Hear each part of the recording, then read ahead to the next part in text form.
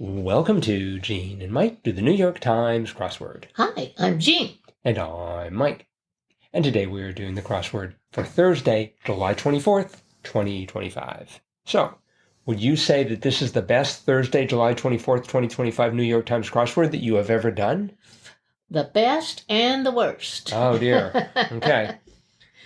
No, I thought it was a pretty good puzzle. Mm-hmm. I was almost wishing it had a rebus because I was having trouble with the theme, but there were no rebus to blame. No, we were wrong about that one. Yep. Or I guess I was wrong about that one. I was the one out there on the limb. Yep, that's right. But what I also would have found on the limb would have been a bird. That is true. Which ties into today's theme. What a segue. Did you see how I dovetailed that in? Oh. I just can't get over how clever you are. Okay, well, yes, birds were on the brain if you were doing the crossword puzzle for today. And the revealer was a double play, 2 words, 38 and 41 across. And the clue for that was a hint to this puzzle's theme. And the answers were bird and call, bird call. And what we had in the themed answers was the name of a bird, but not in the way you think it might be named, because there are many birds whose names also mean something else. And we saw a few of those in this puzzle. The first one was 17 across, which was nice to have you show up. And the answer to that was a common snipe, which is exactly what nice of you to show up is. It's a snipe, and it's pretty common for those of people to say to people who come late to something. And snipe, of course, is a bird. Mm-hmm. So we had the common snipe there. Then 28 across was, hey, England, happy 4th of July. And that was American crow. Something Americans might crow about to our English friends. And then 45 across was this one. I had a lot of trouble figuring what they were doing, but eventually I got it. The clue was, say goodnight, Alexa. Good night, Alexa. And the answer was Amazon parrot. Yes. And I actually just got that through the crosses because I had no idea what they were talking about. But Alexa is what the digital assistant for Amazon. And so if you tell Alexa to say goodnight, Alexa, I guess Alexa says goodnight, Alexa, which is parroting. So it was an Amazon parrot. Mm-hmm. And then finally, 61 across, bottom of the barrel prices by today. And that was Cooper's Hawk. Yes. So Cooper, of course, is a barrel maker, and if they were going to hawk their wares, they might say something like that. Mm-hmm. So right. That was the theme. It was very clever. Boy, mm-hmm. I never could have thought of clues like that, I don't think. But or even the whole idea that, a parrot or a bird's name could actually mean something else, but mm-hmm. quite a few of them do. So and we saw some good examples in this puzzle. And it was by Ginny 2. Yes. And good job, Ginny. Yep. I made it through it pretty well, but I had a typo. Oh. Which was not all that visible. So it took me a while to find it, but I did and got the puzzle to solve. It was the cross at 22 across and 13 down. Oh. 22 across was a new word I had never heard before, even though I do like music and can play music. Vocal flourish used by Lady Gaga in Shallow and Bad Romance. And the answer to that was melisma. Mm-hmm. But I had no idea. What it was or how it was spelled.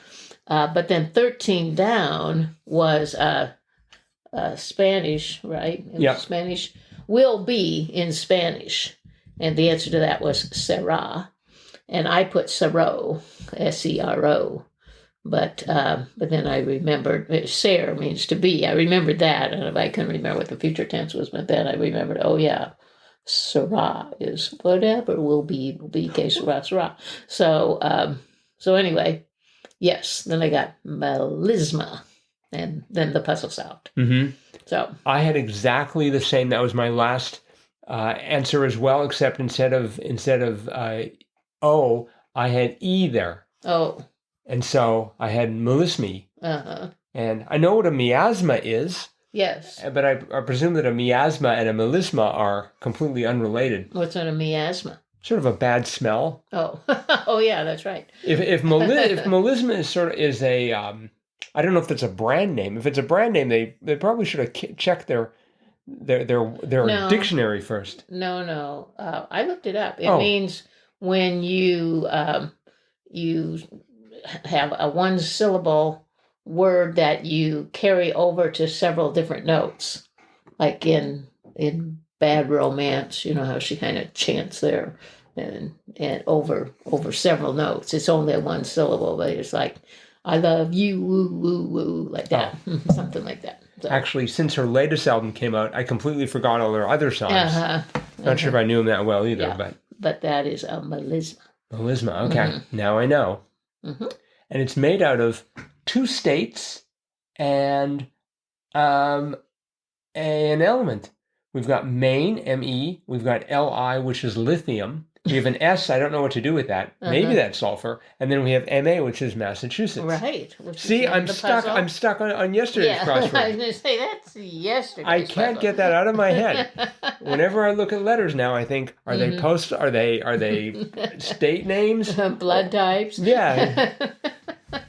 Here's a theme that really stuck to you. Generations. Right. X, Y, and Z. This was good too. I thought this was excellent. Yeah. I had a fair number of problems. I mean, there were a fair number of words that I did not recognize. For example, 14 across. Oh, yeah. It appears to be a dagger, and it's dagger symbols on manuscripts, except it's not actually the word dagger, of course. It's a drawing of a dagger. It kind of looks like a little cross, really. Right. But it's got a little flourish to it. And that is an obelus, and the plural is OBELI, which is the answer to that. See, I didn't know that either. Really? I've seen that symbol. I've seen it in reading like a research manuscript. I've seen it used, but kind of like a footnote, But they put a little symbol there and the same symbol at the bottom, like an asterisk. Right. But I didn't know it had a name. OBELI. So apparently it's supposed to, let's see, according to our friend Wikipedia, an obelisk can either be a division sign, a dagger, or a commercial minus sign, which it says is of limited geographical area of use. And let's see, in mathematics, of course, the division sign is the division sign. Right. The dagger mark is used to indicate erroneous or dubious content, or as a reference mark or footnote indicator. Yeah. I've seen it as a footnote indicator. Yeah, me too. That's how I've seen it. So, and it comes from the word, the word obelisk. Obelisk. Yes. I was thinking about the cartoon character. Yes. The obelisk and obelisk come from the same, they're derived from the same word. Right. Yeah. That was a new one on me too. Yes. And I sort of stuttered on one down, Japanese rice cake. I think I went for machi before mochi. Oh, But I bet you knew mochi. I kind of knew mochi, but I couldn't remember if it ended in an I or an E. And I put it as an E, and so 24 across was tries again, which was iterates. But I had iterates. I'm like, oh, yeah, right, iterates. But it's like, no, that's wrong. Yeah, iterates is a word I use a lot. So I had that. 3 down was home for the Sun Devils, and I thought they're in Arizona, and so I went for Tulsa. Oh, not not in Arizona, isn't it? No, that's in Oklahoma. Wait, or no, New Mexico. What? Isn't there something? There's no Tulsa. Tulsa, Oklahoma. Yeah. Oh. So and Tempe is in Arizona. That's in Arizona. Okay. Yeah. It's funny. I had the T and M. I put Tampa. Oh. So that was another problem I have with OBELI and it tarates. Yes. but yeah, it was Tempe. And then 2 over, Many a Joseph Cornell artwork, diorama. Yes. Have you seen any Joseph Cornell? I have. I'm sorry, let me try that one more time. Joseph Cornell artwork. I have not, but now I'm kind of curious to see what kind of dioramas he... It'd be bad if they were all sort of like, the solar system. Yeah. Things that a third grader would do. I'm sure if you got it in the New York Times as artwork, it's beyond solar system Yes, stuff. no doubt. No doubt. 11 down was like the Roman Empire around 48 BC. And it's just like, I have no idea. The answer was Caesarean. Yes. That was unexpected. Yes. Oh, I'm glad you're saying this because I had the same feeling. That whole top, I was just like, man, I'm just not knowing any of these. So. Well, I eventually got the crosses. Like, I mean, even that first letter of Caesarean adds to the chain in a way. That was CC. Yes. That took a bit. Yep. And then it may be brown or blonde, 16 across. Well, first I thought dye. Then I thought wig. Oh. Eventually I got around to ale. But it took me a while. It was not my first choice. Right. Although they made it easier, the one right underneath that, something to play by, 3 letters, 19 across, was ear. That's right. That was pretty straightforward. All right. Who is 33 down? East of Eden Girl, Abra. I don't know. I have not read that book. I just really hope her last name is Cadabra. And then there could be a movie about it with Lady Gaga. And a theme song called... Abracadabra, yeah. Yep. No, I don't believe that's true. So coming back to that, B of Abra ran into, again, our themed answer, or our sort of the revealer, bird call. I don't know if I like, with 41 across, a hint of this puzzle's theme, and then 41 across was C38 across. Yeah. I thought that was a little on the cruel side. Yes. That's putting a lot of pressure. Did not give you a whole lot to go on. That's putting a lot of pressure on the crosses to be accessible. That's right. But they were pretty much. I mean, they were both just four letters, so right. But if you didn't know words, you didn't know Abra, no, that's right. Yeah, you could be out of luck. If you didn't know 25 down, the South African currency rand, you could be out of luck. Yeah. And then what I was convinced is like my mistake must be right here. 43 down, skin condition that causes facial flushing, rosacea. I'm like, huh? Yeah. Do you know what rosacea is? Oh, yeah. Do you suffer from rosacea? No, I don't. No, I don't. But I've seen that. I thought facial flushing was caused by too much blood in the cheeks. No, well, I mean, this is almost kind of like a patterned. It's not like just a blush, like your face gets flushed. Sometimes it's it's sort of like looks like a red bruise. Really? Yeah. Is that what was the name of that Russian leader, Boris Yeltsin? Oh, yeah, he might have had that. Did he have rosacea? Yeah, because he had something on his forehead like that. Huh, yeah. okay. I don't know what, but yeah. And then close to that, we had 48 down, comical growl, R-A-W-R. Yes. We've had that before. We I had trouble. not just, but more like a couple days ago. I had trouble with it. No, not really. The last time we saw it was January 12th of 2024. Oh, well, I do the Apple crossword puzzles. Maybe I saw it in there because it was like, playful roar or something. Or maybe it was roar was part of the clue and the answer was... Well, that could be too, but... Because our search was just on the answer. Yeah, but yeah, I had just seen that in another puzzle recently. I know I did.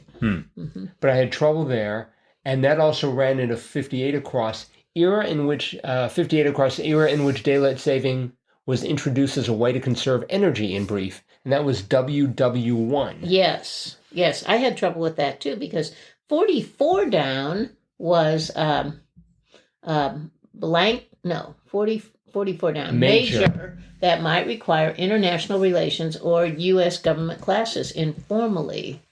And I put poli-sci with a Y. With a Y, yes. I just thought but I guess maybe an I makes more sense. We've had this discussion before too. Oh, have we? Yes, because you think about the word poly, it means many. Right. And somehow, like, you think polygon, poli-sci, it just seems to fit together with the concept of science. Yes. But then if you think about how you spell political, yeah. So I had, for a while, I had roar, R-O-A-R instead of rar. So I had W-A, and then I figured, well, it's got to be a Y. Yes. And then I sort of retreated from that and got WWI in there.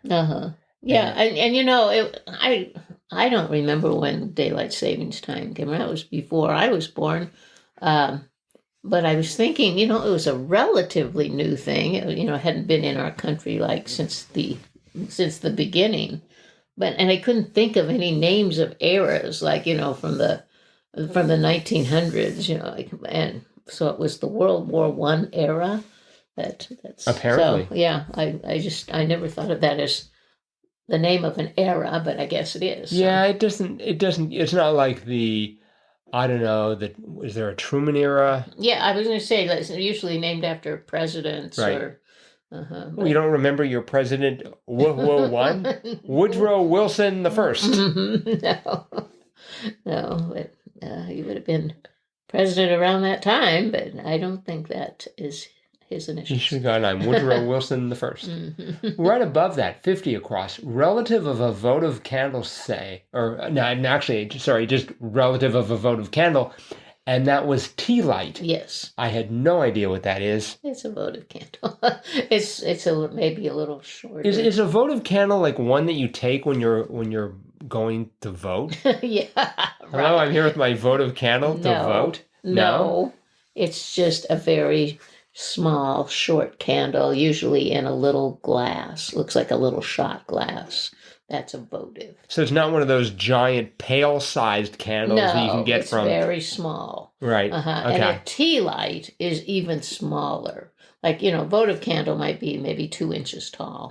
But a tea light is maybe just like a half-inch tall.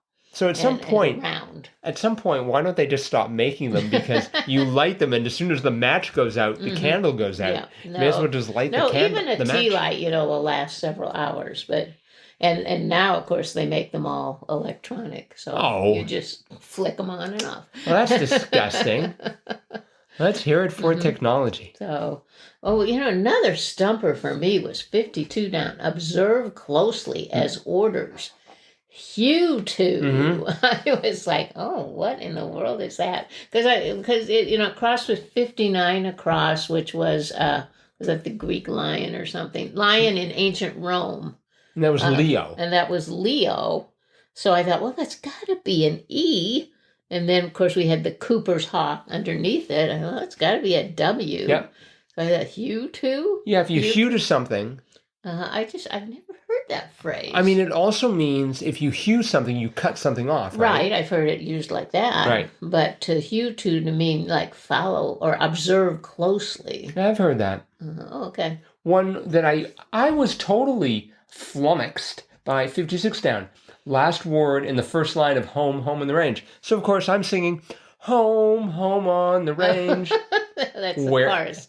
What? That's the chorus. Oh, that's my problem. So, and to make things worse, I had the Rocky and Bullwinkle version of that, where the deer and the antelope play, where seldom is heard a discouraging word. Hey, get off the road, dummy. That was from Rocky and Bullwinkle, of course. Yes, I remember. And then it ends, and the cloud is gloomy all day, and I'm like, where? No, I had the word deer, so I thought maybe it was deer. No. So how does it start? Oh, give me a home where the buffalo roam, where the deer and the antelope play. I was just wondering. Heard a discouraging word, and the skies are not cloudy and gray. Wow. It was just like I was watching the cartoon. Yeah, so anyways, it was Rome, as you pointed out. Yep. And that didn't work for me. The crosses there helped. But although even 68 across, father's last words, amens. Amens, That's sort of cute. So great crossword. Yeah, it was a fun one. I found it to be quite tough, but very enjoyable. It was by Ginny too. Well done, Ginny. Yes, I would say so. That is it for today. Tomorrow's crossword is going to be out soon. We're going to tackle it. Today's hint, there's probably not going to be a rebus in tomorrow's crossword. I feel very confident about that. Well, Watch Will make a liar out of me. We will see. We will see, and we'll be back to talk about that crossword tomorrow. Bye-bye.